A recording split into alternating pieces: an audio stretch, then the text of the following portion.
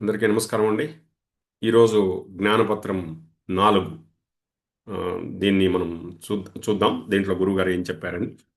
ఇది మార్చ్ 6వ తేదీ 1996లో చేశారు గురుగారు. ఇది గురువుగారు ఇచ్చిన ఒక జ్ఞానం ఇది.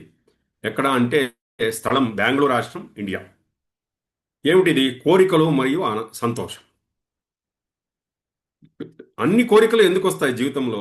అన్ని కోరికలు సంతోషం వైపు తీసుకోవడానికి వస్తాయి. ప్రతి ఒక్క కోరిక ఒక లక్ష్యము ఏమంటే సంతోషం వైపు తీసుకుపోవడానికే. ఆ? అయితే చూసారా ఎప్పుడైనా కోరికలు అన్ని కోరికలు తీసుకెళ్తాయా? ఆ? ఒక్క కోరిక నెరవేరిందంటే ఆ తర్వాత సంతోషంగా ఉన్నామా?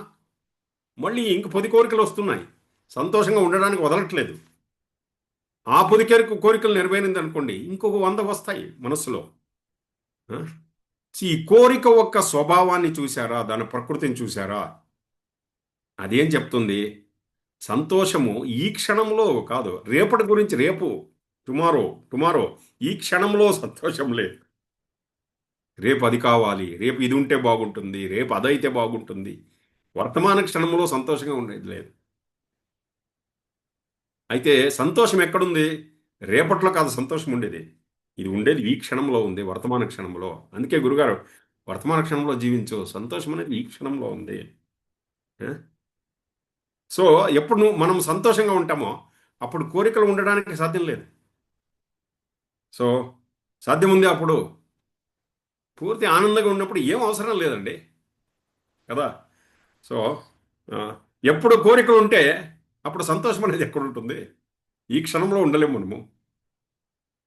సంతోషం మనకి ఇది కోరికలు ఏం చేస్తుందంటే సంతోష సంతోషం యొక్క ప్రామిస్ని ఇస్తుంది మనకు. సంతోషం వైపు తీసుకెళ్తామని ఒక హామీని ఇస్తుంది.